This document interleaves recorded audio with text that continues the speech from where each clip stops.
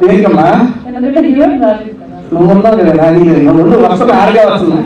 ఇందాక రాత ఏదో ఆఫీసులో బ్రో ఉంది. బ్రో అంటే అర్థం తెలుసు మీ అందరికి చెప్పాలి అన్నాడు. బాబా రావా ఒకసారి అది బ్రో ఎవరైనా అంటే అది పెట్టేసారు. ఈ రోజుల్లో బ్రో అంటే వేరే బ్రో అనుకున్నాం. బ్రో అంటే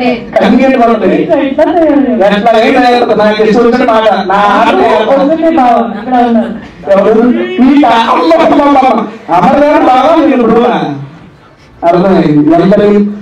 ఓకే, ఇప్పుడు సుబ్బు బావ అని తర్వాత దాని మనోభావం దెబ్బతీయాలి అంతే కదా.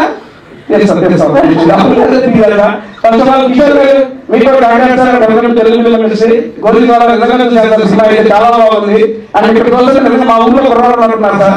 తెలుగు ఓకే కదా, నా తెలుగు ఓకే కదా, తెలుగు ఓకే అంటే నా తెలుగు సపరేట్ సార్, కొంచెం ఆల్ మిక్స్ చూస్తాను.